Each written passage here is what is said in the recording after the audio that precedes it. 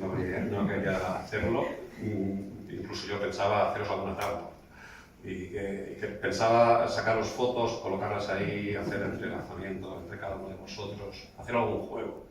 Antes lo comentaba con Javier Navarro, que algún día me gustaría hacer algo así y construir un melodrama y que de repente alguien del público saliera y dijera algo y entonces sucediera algún evento o alguna historia inolvidable y extraña. Me hubiera gustado hacer eso. Al final voy a hacer algo que me resulta tal vez un poco más difícil y es explicar en 20 minutos, tú decías 3, yo tengo 20, ya me he gastado 5 o 6. Lo que... No sé si, no creo que sea lo que es el libro, sino de alguna manera voy a construir el epílogo. Yo he estado pensando y escribiendo durante muchos años, 8 años. Obviamente no a tiempo completo, pero sí durante mucho tiempo. Y le he dado muchas vueltas. No os podéis imaginar las veces que lo he leído, releído, rectificado. No lo digo porque yo creo que me encerraría. He estado como obsesionado con eso durante mucho tiempo. Y eso me ha permitido aprender de lo que decía, aprender de los errores que estaba escribiendo y aprender de las pequeñas cosas que me parecía que tenían punta como para sacarlas. Me resulta ahora muy difícil resumirlo en 20 minutos, pero sí puedo hacer el epílogo. Es decir, las conclusiones después de ese trabajo que me gustaría compartirlas y qué mejor que compartirlas con un público no dice tan selecta como sois vosotros incluso como para ejercicio de mí mismo, a ver si soy capaz de hacerlo, de explicarlo. Tengo apuntes, mi memoria es pésima, yo también me pierdo cuando hablo, no hay PowerPoint, no hay nada, pero voy a intentar explicarlo de una manera más directa porque me resultará más fácil, no sé si voy a conseguir mantener el hilo o me voy a perder. Si me pierdo, me disculparéis unos segundos que encontraré el hilo y regresaré. A ver, yo no sé si vosotros creéis en Dios. Yo no soy creyente, no me gusta decir que soy ateo porque me da la sensación que ser ateo es como ir en contra de algo y yo no voy en contra de nada. Tampoco me considero un agnóstico porque un agnóstico es decir, no sé ni si sí ni si no, yo no creo en Dios. Pero lo veo desde la perspectiva del escéptico. Tengo escepticismo, soy un escéptico. Cuca, que está ahí, mi mujer, lo sabe, que cada vez soy más escéptico y que ya no me creo nada y que cualquier teoría, habladuría, noticia, lo pongo en duda. Y también igual he ido derivando a lugares no demasiado sanos desde el punto de vista de pensamiento. Tal vez el escepticismo me viene porque yo estudié en un colegio religioso. Yo me recuerdo a mí mismo, tengo más mala memoria, pero esa imagen se la tengo muy clara, que tendría, no sé, 12 o 13 años, y en las clases de religión, con el catecismo, y me hablaban de Dios todopoderoso, sobrenatural, los ángeles, los demonios, los infiernos, la Santísima Trinidad, que fue algo que no acababa de entender, Santísima, tres cosas. Y yo decía, esto no puede ser, eso no tiene mucho sentido, aquí hay una fantasía maravillosa, pero ¿por qué lo dicen? Pero al mismo tiempo me decía, bueno, a ver, tú, un chaval de 12 años, vas a contradecir a los adultos, no solo a los adultos, a una idea que comparten millones de personas, que nos viene de hace miles de años, por los sabios que son. ¿Vas a poner en duda eso? No, tú, trágatelo, eso es lo tuyo, acéptalo y ya está. Con el tiempo, ese escepticismo, al final también la decepción de decir, pues sí, millones de adultos pueden equivocarse. De hecho, no muy lejos de esa pensaba, si hay X millones de musulmanes, X millones de cristianos, X millones de ateos, X millones de personas están equivocando. Por lo tanto, sí, se pueden equivocar. Y esa decepción catapultó mi escepticismo, lo profundizó. En vez de moderarlo con la edad, cada vez me convertí en alguien como más crítico, más revisionista. Y llegó un momento, que eso nos ha pasado a todos, porque llegó un momento que me planteé la duda sobre el problema de la realidad. En cuanto la historia que nos explican, la historia que sabemos, que luego cada uno lo racionalizamos y igual lo explicamos de una manera distinta, pero aquello de base en la que todo el mundo más o menos está de acuerdo, es que la realidad, lo que es la realidad del mundo, lo que es el mundo, lo que hay allí fuera, es un escenario infinito, que ni empieza ni acaba, y en ese escenario, que no sabemos exactamente por qué y qué, vivimos arrojadas cosas vivas, cosas muertas, cosas pequeñas como un saltamontes, cosas grandes como una montaña, hay un montón de cosas seguramente desordenadas que estamos ahí. Eso es como por la explicación. Y en ese escenario hay una cosa muy curiosa que es como un flujo, que es el tiempo, que nos arrastra todas las cosas. Nos arrastra desde un incierto origen hasta un inquietante final, ¿no? Todas esas cosas nacemos y morimos. Algunas se resisten, ¿no? Las piedras se resisten, las montañas se resisten a morir, pero poco a poco se van desgastando, se convierten en colinas, ¿no? Pero el proceso es igual.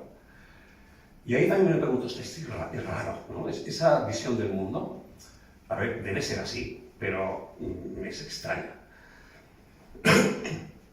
Cuando lo planteamos, es decir, ¿por qué las cosas son así y no de otra manera? Decimos, bueno, porque hay leyes. Hay leyes físicas, leyes de la naturaleza es sabia. Y las cosas son así porque esas leyes lo dictan, ¿no? Y el tiempo, ¿no? La que razoniza es decir, a ver, el tiempo no es ni materia ni energía. Es una cosa invisible. No tenemos constancia, vemos que las cosas se transforman, pero el tiempo en sí mismo, todos lo sentimos, pero nadie ni lo ha visto ni lo ha detectado. ¿Qué es el tiempo? ¿No? Está todo construido alrededor de una idea que yo diría los filósofos griegos clásicos hablaban del epogén, que me gusta mucho el concepto, que es como poner en suspensión, ¿no? Que es como dejar aparcar, que vale, esto es así, pero no lo niegas, pero lo dejas en un rincón, lo dejas al margen para en algún momento replanteártelo y revisarlo.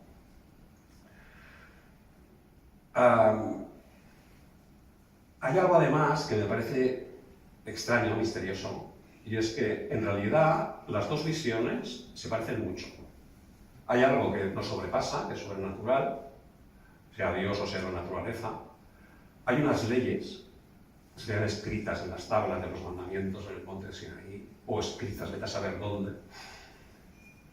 A todas las piernas obedecemos a esas leyes, ¿no? Por alguna extraña razón. Es como, la sensación que tengo es que es como la misma fábula, es como una misma historia, pero con diferentes tramas. Hemos actualizado esa historia, la hemos modernizado, la hemos racionalizado, pero finalmente estamos hablando de lo mismo. La historia es la misma. Y la justificación de esa idea, entiendo, lo justificamos diciendo, como a mí lo justificaban los curas de mi colegio, ¿no? Diciendo, mira, tú no te preocupes, porque esto es muy complejo, el universo tiene una enorme complejidad. Y hay sabios trabajando en eso, no es fácil, pero es como una estructura perfecta. El tiempo es exacto, es preciso, ¿no? La naturaleza es sabia, y tú eres una pequeña cosa que eso no lo acabarás de comprender nunca. Entonces ya hay sabios aprendiéndolo, hay sabios investigándolo, y cuando ellos lo descubran nos lo explicarán a los demás. Están en ello. Los más pesimistas piensan, que no lo van a descubrir nunca, el misterio va a seguir estando ahí, y los más optimistas dicen, algún día sí que lo conseguiremos. Y todo quedará claro. A ver, la sospecha no es nueva. Lo que estoy explicando no es nuevo. De hecho, la filosofía divide eso desde los tiempos de las sombras en la cueva de Platón, ¿no? Y luego vino el empirismo y decía, bueno, nada más que la realidad hemos de hablar de la experiencia. Y luego vino la fenomenología y decía, todo es percepción. Y luego vino para mí una disciplina que me parece una rama de la filosofía que me parece muy interesante, que es el constructivismo, que te dice, todo está en tu mente. Están los radicales, los constructivistas blandos y los duros, pero los duros dicen, nada existe. Y es un debate que ha seguido vivo durante muchos siglos en la filosofía. Los físicos también expresan dudas al respecto. Hace apenas 100 años hubo dos repuntes en la física que cambiaron la mentalidad de todos los físicos en aquel momento, y yo creo que fue un punto de inflexión incluso en la razonalización de la sociedad, que fue la teoría de la relatividad y la mecánica cuántica. Por un lado nos decían, bueno, el tiempo ya no es lo que era, es indisoluble del espacio. Einstein decía la diferencia entre pasado y futuro es solo una ilusión. Incluso Einstein decía, el tiempo no está en la física. Entonces Entonces, ¿dónde está el tiempo? ¿No? Si los físicos dicen eso. Y por otro lado, la mecánica cuántica, que de repente dijo, bueno, el observador no puede ser objetivo. El observador está implicado en la observación. Simplemente por el hecho de observar, es la observación. Y eso lo dirigió también hacia un lugar interesante para decir, la realidad, esa realidad que nos han explicado, que yo tengo asumida, que por familiaridad no la cambio,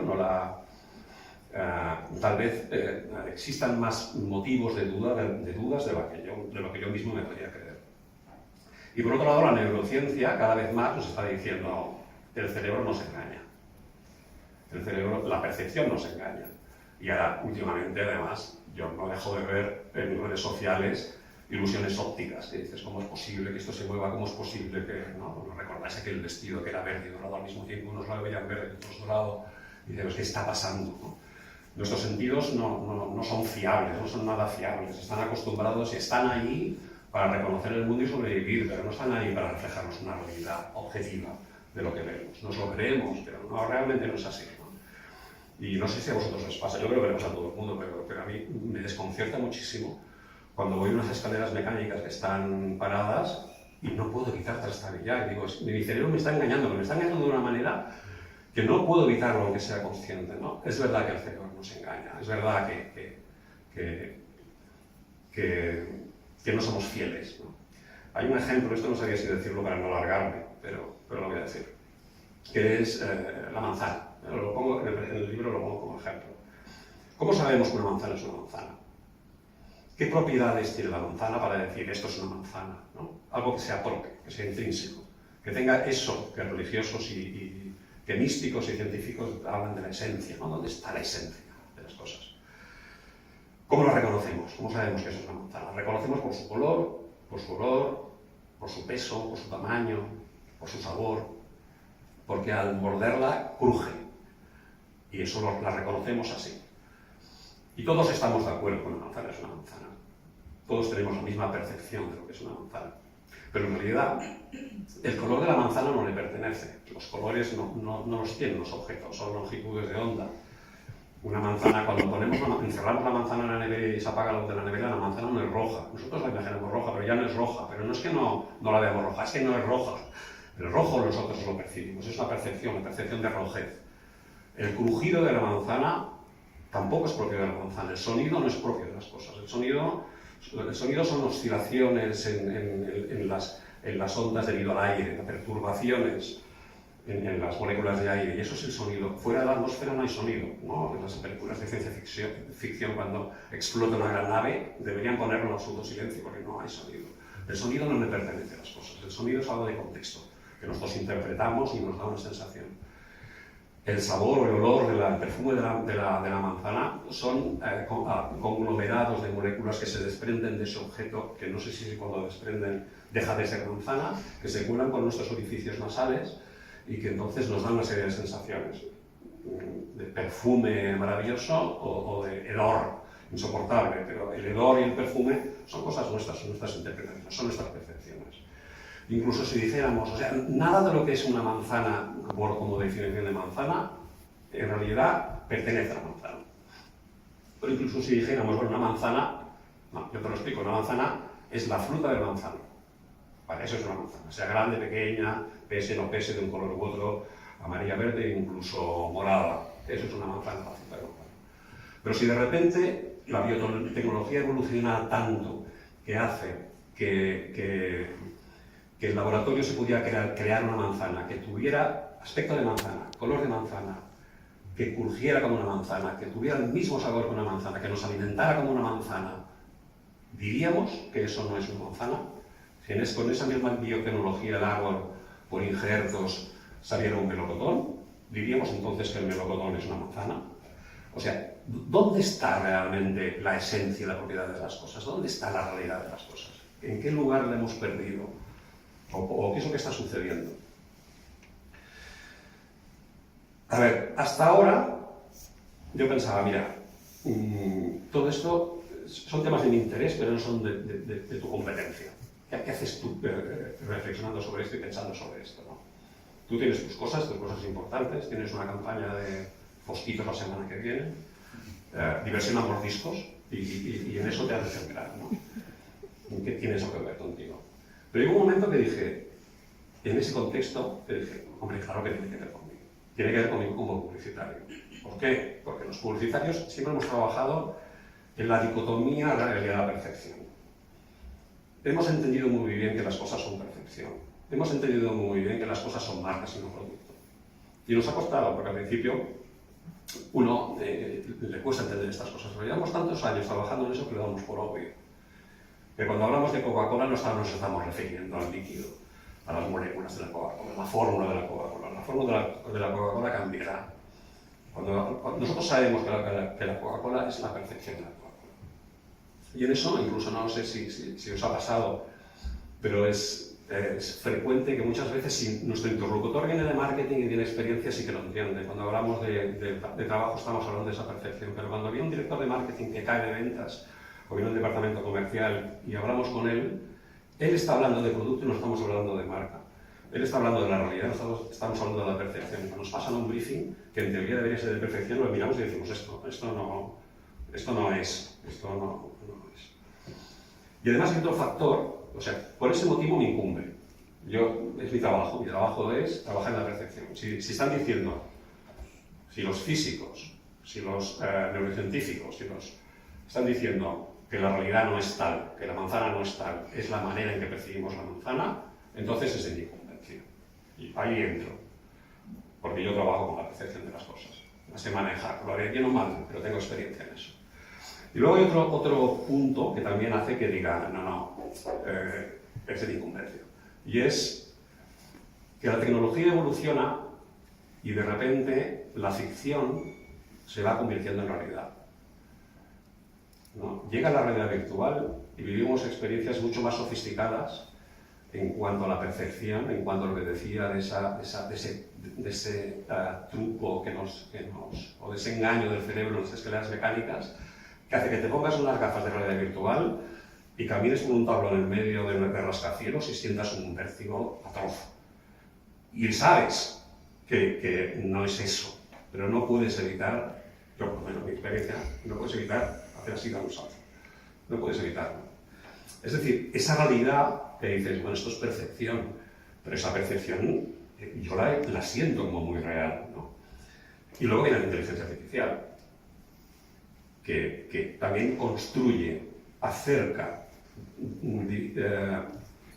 difumina las líneas entre lo real y lo perceptivo y lo ficticio, ¿no? A mí me da la sensación, así como hace unos años entró un debate público el problema de la verdad, con las fake news, fake, ¿no? Y de repente la verdad era un tema filosófico que se debatía en las polvorientas aulas de las facultades de filosofía y salió de allí y acabó en los platos de televisión, todo el mundo hablando de la posverdad y de la verdad. Yo tengo la sensación que va a pasar lo mismo con la realidad. Cuando la realidad se sofistique, cuando nuestras vidas en realidad virtual o de alguna otra manera nos parezcan más reales que la realidad real, empezaremos a dudar de que es lo real. Por lo tanto, ese tema, por ese aspecto también me compete, ¿no? Me incumbe, me interesa. A ver, yo tengo una idea al respecto, es una conjetura, y os la voy a explicar. La he hallado, no a través del método científico, la he hallado a través de un método creativo. Métodos creativos hay muchos, que además no son métodos, pero hay muchos. Pero yo os explico lo que yo siento en cuanto a que es el método creativo, que es un método abductivo. ¿No? Está la deducción, lo inductivo, lo deductivo. Peirce, un filósofo, dijo la abducción. Para mí la abducción es como coger una pelota y lanzarla lejos, en una zona de oscuridad o de penumbra, e ir a buscarla. Es eso. La primera vez que lo haces, yo recuerdo cuando empecé en publicidad, vas y te pierdes, no encuentras nada. Y te desconciertas y regresas con las manos vacías. Pero cuando lo has hecho 1000 veces, llega un momento que no se sabe por qué, y no lo sé explicar, y no lo sabemos, los creativos no lo sabemos explicar, pero vas y encuentras la pelota. Y lo más interesante de este método, que digo, no es un método, es que muchas veces vas a buscar la pelota y cuando regresas tienes otra pelota. Es decir, te permite no preestablecer lo que vas a buscar. Hay guías, pero así como el método científico te dirige muy puntualmente hacia un lugar, y si no topas y haces dar la vuelta, el método abductivo lo que te permite es ir, explorar, encontrar cosas y regresar con ellas. Algunas son valiosas, otras no. Pero sí que abre más las posibilidades. Yo utilizo ese método que he aprendido de la publicidad. Yo, como decía Concha, venía de una racionalidad muy estricta y de ciencias, siempre he sido de ciencias. Y al principio la publicidad me costó muchísimo, la creatividad me costaba mucho, ¿no? Porque iba como con el método, ¿no? Métodos de creatividad. Y no lo entendía, me costó mucho entrar en ese mundo. Pero cuando entré, y ahora pienso, es extraordinario. Ese método, ¿por qué no lo están utilizando los científicos? Que eso lo debatían en el ámbito del CDC, ¿no? ¿Por qué no expandimos ese conocimiento? Pero sí es maravilloso. Las capacidades del ser humano, inexplicables a través de la intuición, a través de la sensibilidad, a través de los rastros emocionales de las cosas.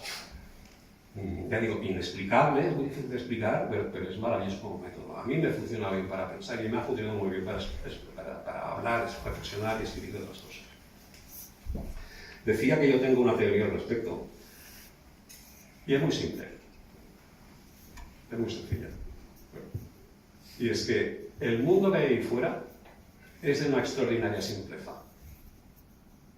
Extraordinaria simpleza. Ahí fuera no hay más que corpúsculos de aglomeraciones dinámicas, de materia, de ondas y de cuantos de energía que están ahí establecidos y poca cosa más. Luego os diré por qué nos parece difícil entenderlo, pero es muy simple. Tiene una gran simplicidad. Lo que pasa es que nosotros interpretamos eso. En realidad la manzana, que es una manzana, pues es esa aglomeración de moléculas. Pero ¿qué hacemos? Hacemos una interpretación de eso. Nos hacemos una idea de eso. Nos hacemos una idea. Construimos en nuestra mente una idea. Y a esa idea la llamamos realidad. Eso también tal vez sea obvio. No sé si es obvio. Pero yo, en estos momentos, ya no solo lo entiendo y lo comprendo, sino que lo he asumido. He asumido de que las cosas son nuestra interpretación. Cuando el juez le dice al testigo, remítase usted a los hechos, cuando lo oigo hablar en una película, yo digo, ¿qué hechos?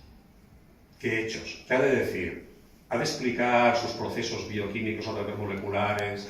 No. Lo único que se puede referir el testigo es a su interpretación. Fiel a su interpretación, pero los hechos.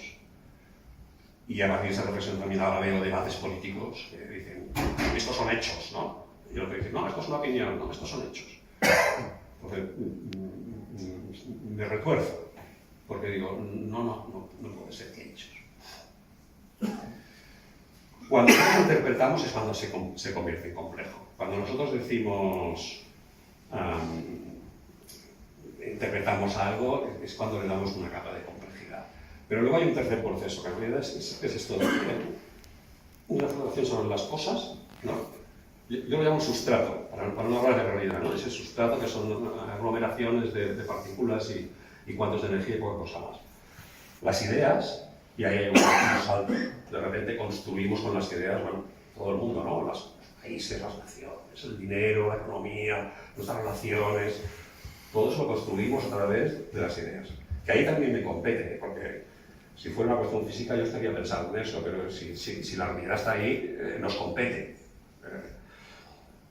Y luego hay un tercer punto que es, que todavía lo complica más, que es nos lo explicamos. Una vez nos hemos hecho la idea, yo me hago la idea de que el tiempo es un flujo, es un río. Y luego lo explico, ¿no? Y para explicarlo, también ahí le damos una doble vuelta mortal, porque además empleamos algo que es perturbador, una herramienta que es perturbadora, que es el lenguaje. Y el lenguaje también tiene este punto de perversión. El lenguaje, si en filosofía hasta ahora, o durante todos estos siglos, se había hablado básicamente de metafísica, en estos momentos los filósofos hablan básicamente del lenguaje, ¿no? La filosofía analítica, las trampas del lenguaje, las construcciones del lenguaje, ¿no? Lo encerrados que estamos en el lenguaje. Ese otro punto para decir, hombre, esto también me compete, es mi herramienta, si estáis criticando la herramienta, si estáis debatiendo sobre el lenguaje, ¿qué estáis debatiendo? ¿Qué estáis diciendo? ¿No? ¿Qué sucede? ¿Qué pasa? Porque es mi herramienta, tanto la reflexión como el lenguaje. Y una de las cosas que dicen los filósofos con respecto al lenguaje, y que tiene mucho sentido, como lo mismo le decía Richard Rorty, que es mi filósofo de cabecera, es que el lenguaje lo heredamos como si fuera un maletín de léxico antiguo, ¿no? Nos llega desde nuestros ancestros, ha ido evolucionando, pero la esencia del lenguaje nos llega desde que nos reuníamos a la luz de las hogueras y para celebrar nuestra caza. Y ese maletín de léxico nos lo ceden, lo heredamos, junto con un manual de instrucciones que es la gramática. Y a partir de ese material hemos de interpretar el mundo. A partir de ese material lo hemos de utilizar para explicar el mundo actual. Claro, ahí tenemos un problema, porque además el lenguaje es metafórico, ¿no? El lenguaje básicamente, hablamos de metáforas, nuestras metáforas son metáforas de aquella época, el río, el viento, no tenemos metáforas para explicar la mecánica cuántica. Por eso es tan difícil de entenderlo, porque cuando los físicos hablan de un salto de un electrón, ¿no? De un salto cuántico de un electrón de una órbita a otra, pero que no es una trayectoria, sino que se produce sin trayectoria, no tenemos ninguna metáfora. Para nosotros un salto es algo que hace así, saltan los canguros. Es como cuando decimos de un salto en su profesión, es como, lo visualizamos así, hablamos de... Pero bueno, no hay palabras para la mecánica cuántica. Por eso digo de que no tiene por qué ser difícil entenderlo. Lo que es muy difícil es interpretarlo, hacernos una idea, y lo que es todavía más difícil es explicarlo con nuestro lenguaje ancestral. A ver, ¿por dónde estoy? Estoy acabando ya. Hay un punto, un corolario de todo eso, ¿eh? O sea, en resumen, tenemos las cosas que son simples, tenemos la interpretación que es muy compleja y tenemos la explicación que todavía es más compleja. Pero en la explicación hay un factor también, yo lanzando pelotas me regresé con una que no me esperaba, y es la importancia de la narración. Sobreentendía de que la narración era una evolución de la explicación. Sobreentendía de que primero nos explicamos las cosas y llegó un punto que nos pusimos juguetones y empezamos a inventarnos historias, ¿no? Explicación y lo narrativo. Pero ¿y si es al revés? No venimos de la narración, porque en realidad, además, todos hablamos bajo esos términos narrativos, ¿no? Incluso los científicos, cuando dicen las plantas buscan la luz, las plantas buscan algo. Que buscar lo hace, ¿no? El Señor de los Anillos, Frodo, pero una planta no busca nada. Cuando dicen los agujeros negros que engullen las estrellas, estamos utilizando en nuestra profesión, ¿no? Decimos la competencia, los objetivos, el propósito, los conflictos, los aliados. Todo eso es el viaje del héroe. El viaje del héroe en realidad está por debajo de todo, pero incluso por debajo de la ciencia. Por mucho que se resistan los científicos a decir no, yo estoy hablando de... No, por debajo de todo, por el simple hecho de utilizar ya las palabras que utilizamos, y el manual de instrucciones de la gramática ya es narrativo.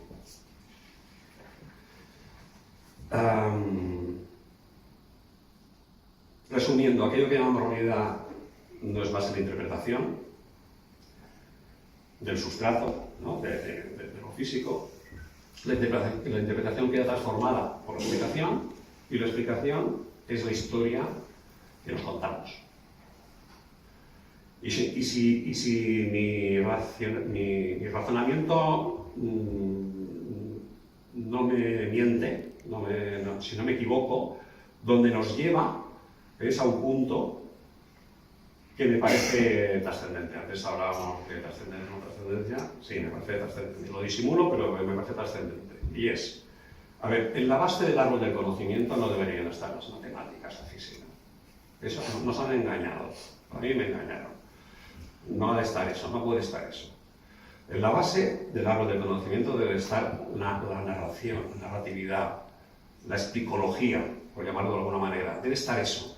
Porque no todo se puede matematizar, no todo se puede medir, no todo es objetivo y físico, pero todo necesita ser explicado. Todo necesita ser explicado, incluso las matemáticas y la física. Por lo tanto, yo creo que por debajo de todo el conocimiento debería estar esta virtud. Deberíamos darle la vuelta a la.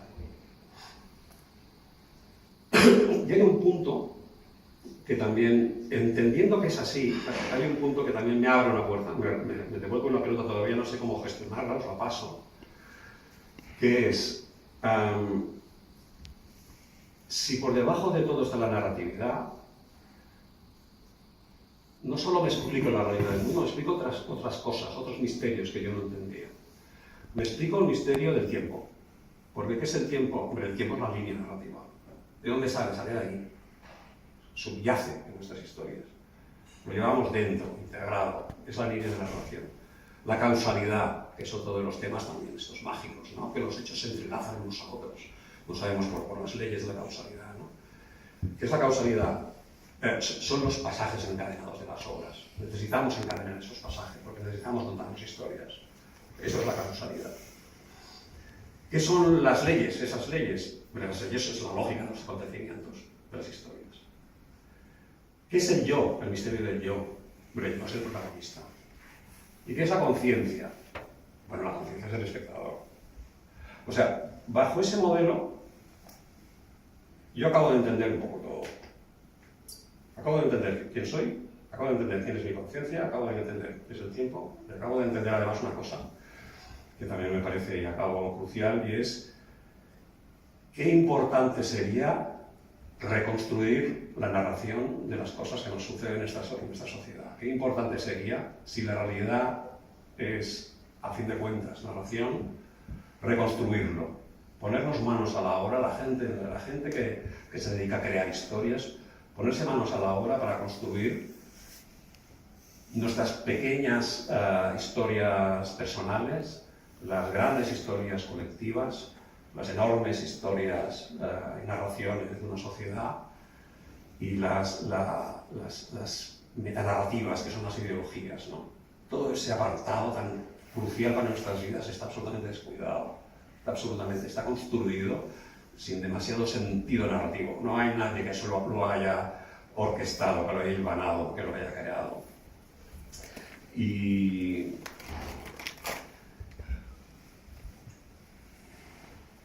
en ese sentido yo creo que mi sector, y los invitados, es poderoso para eso. El sector, y lo abro, no solo la gente de creatividad, de publicidad, de la recepción, la gente que escribe, que hace películas de cine, la gente que escribe novelas, la gente que explica historias de la realidad, ¿no? Los periodistas que explican los relatos y le dan un fundamento y lo dirigen a un público. Toda esa gente que nos dedicamos, que se dedican a la construcción de historias, son profesionales muy valiosos para la sociedad, para la construcción de una nueva sociedad. Y nada más, aquí finalizo. Gracias.